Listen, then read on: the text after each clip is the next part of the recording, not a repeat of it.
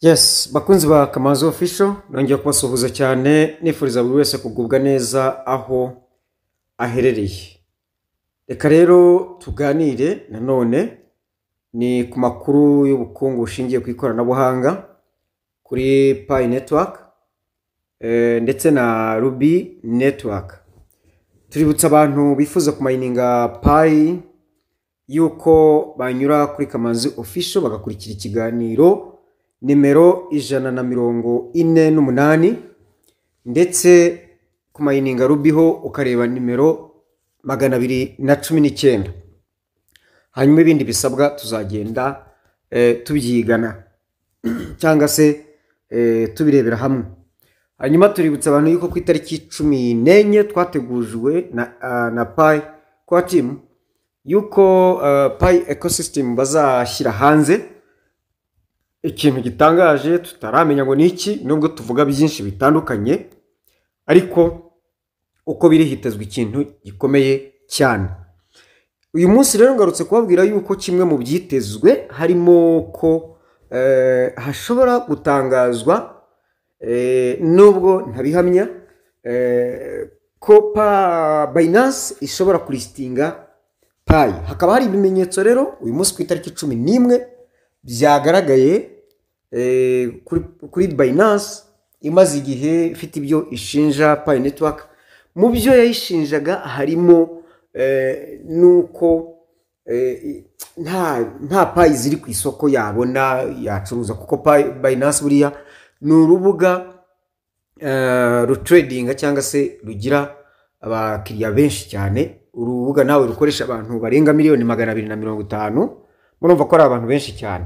Hari byinshi rero itumvikanagaho na Pi Network, ariko Pi Network ubundi ni simbikangwa cyangwa se n'intunkange, ntabwo byayikanze. Kandi Binance hari ibimenyetso bigaragaza yuko iri mu isaha iri mu nzira zo kuba yajoininga Pi Network. Ikibura no gukora KYB, aho tuvugira ngo ishobora kuba yaranayikoze.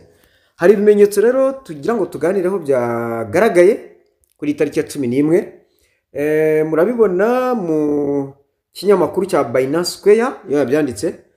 Ku makuru nabo bakuye ku kinyamakuru witwa Dr. Altcoin ngira ngo ni umuntu ukunda gushakashaka cyane amakuru akayacukumbura akora ubushakashatsi. Byagaragaye rero yuko hari wallet yitwa Whale wallet.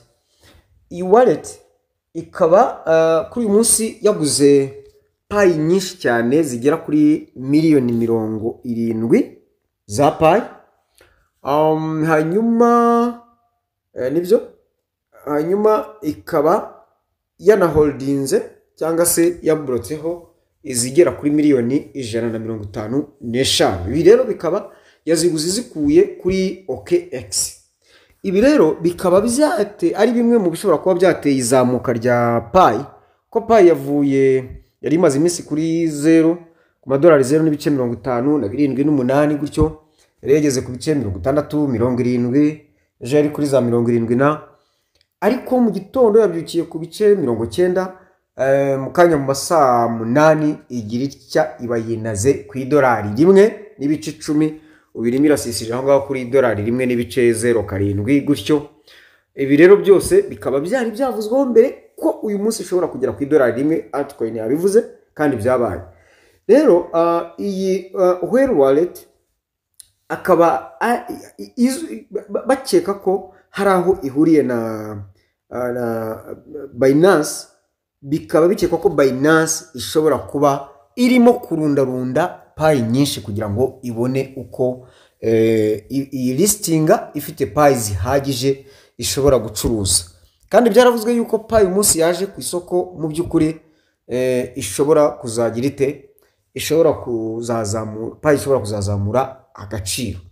Uko izi exchanges ziba nyinshi ku isoko niko bituma agaciro ka Pi kazamuka, barayibyiganira barayirwanira bityo, ariko nazo zikaba ari nkeya. Kuba rero tutarabona second migration bifite ishingiro yuko Pi zitaba nyinshi ku isoko kugira ngo ziriya platforms exchanges zitware zose ko zifashe zikazifata zikaziholdinga nizitrading ni ikibazo cyaba gikomeye cyane. Hari ikibazo cyabamo gikomeye ku mikorere n'imikoreshereze ya cryptocurrency ku masoko yayo. Ariko rero nubwo mvuga gutya ngo baba benshi bakazirwanira, ntago ushobora gufata amafaranga ngo yaryamishe hari utayacuruza kandi uri umucuruzi. Waba ubaye nk'umuntu uranguye ibintu ukabishyira hariya ntubicuruze. Ibyo ngibyo byagorana, ariko hari abashobora kubikora ku rwego rwo guhimana kugira ngo izamure agaciro bayishyire ku isoko igurwe ariyo. Kandi ibyo bintu ama exchanges menshi azwiho guhimana akakora ibyo bintu. Ibaze gufata miliyoni 150 kazihote.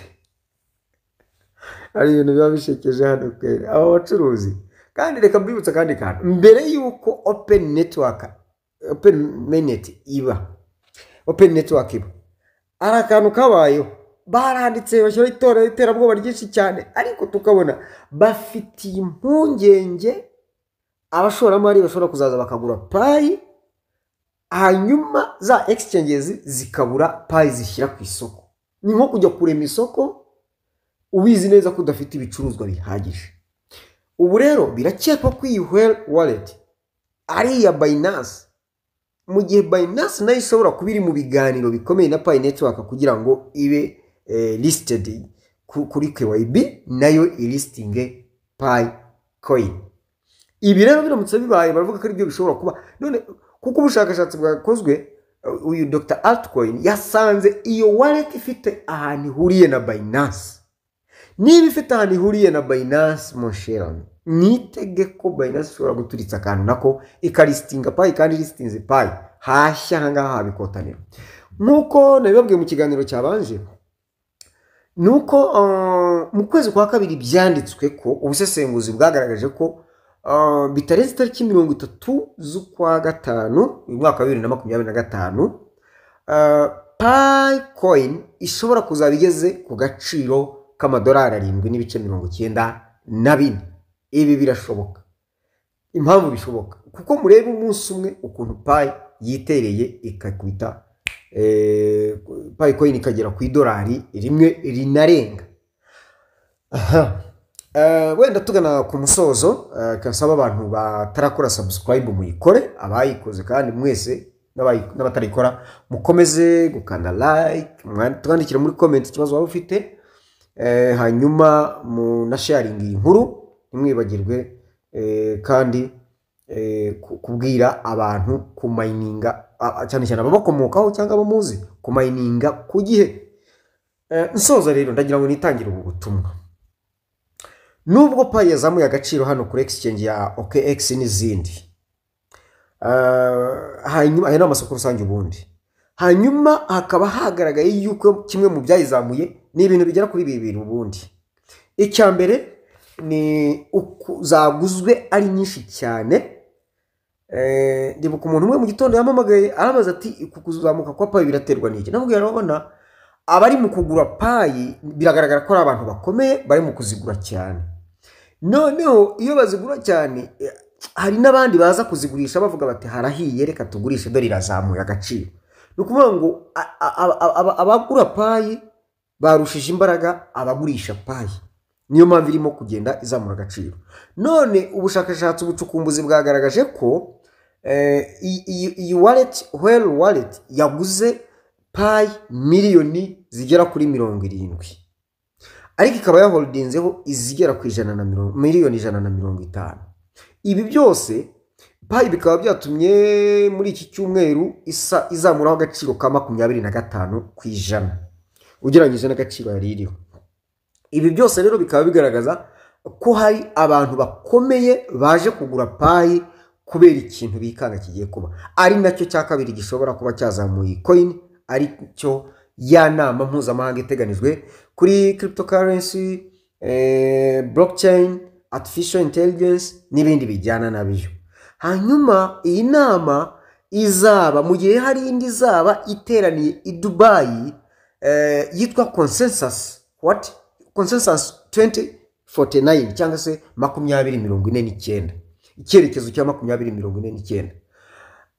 Iyi nama ya consensus 2025 izabera i Toronto muri Canada muri University of Toronto and Entrepreneurship. Umwe mu baterankunga bayo hakaba harimo Pi Network, hanyuma mu batumirwa hakaba harimo Dr. Nicholas Kokalis azanafatamo ijambo. Abantu kandi bakaba barateguje ko ku itariki 14 iyo nama izatangiriraho Core Team, Pi Core Team hari ikintu kiremereye gikomeye izadutangariza. Abantu bavuze byinshi, bavuze Zaito, abantu bavuga navuze Stable Pi Core. Stable Pi Core nari basobanuriye. Hanyuma abandi bakavuga bati ni Binance izagirite izaba listed, nayo izatangazwa yuko yabaye listed mu bakoze KYB muri Pi Network, ariko nayo ikagirite ikanyine ikalistinga Pi Network igatangira nayo kuyitradinga. Bakavuga bati Binance yakira abakiriya barenga miliyoni 250 cyaba ari igitangaza. Ariko ngewe ntabwo ariko mbikeka, hari n'ikindi kintu kishe muri ibi bintu cyo muri ecosystem kizaba gikomeye cyane kijyanye n'iriya nama, kuko iriya nama ntabwo izaremera kuri Binance, izaremera kuri Pi Network. Ngewe ndakeka ibintu bibiri: hari system iremereye ikomeye izakora ibikomeye muri Pi Network, izarongingwa cyangwa se izatangazwa. Ariko ku rundi ruhande icyo mpamahirwe cyane ni ikijyanye na GCV, GCV gross coin value cyangwa se global consensus value, agaciro ka Pi nyakuri kandi kari stable k'ibihumbi 314,159 by'amadolari ya Amerika. Bakaba bazagaragaza icyerekezo cyayo n'igihe izatangira gukoreshwa, cyangwa se bakazavuga kuri zimwe muri systeme ziyisupportinga cyangwa se ziempoweringa ziyifasha kugira ngo izabe stable, izakore mu buryo buhamye. Muri make hari ibintu biremereye cyane bigana ku mikorere ya system ya Pi Network, ariko biganisha ku gaciro ka Pi Network, Pi Coin, ari amafaranga nimaze kubabwira, kubera ko igihe kirarambiranye igihe kirarambiranye, abantu turategereje, turavunitse, ariko nicyo gihe ngo tumenye icyerekezo turimo. Turakomeza no kubakurikiranira amakuru ndetse n'ibiganiro bitandukanye n'inyandiko zigenda zivugwa kuri iyi system ya Pi Network ndetse na Pi Coin ndetse no ku gaciro kayo. Hanyuma dukomeza kureba ibyasesenguwe n'abandi abahanga n'abandi batandukanye bafite aho bahurira na cryptocurrency n'ibinyamakuru bitandukanye, ndetse n'ibyo dutekereza natwe ubwacu, kimwe nk'uko nawe watwandikira muri comment ibyo utekereza. Dukomeze rero dufatanye gukurikirana no kugeza ku bandi amakuru meza atomoye kuri Pi Network ndetse na Ruby Network. Mukomeze mugubwe neza.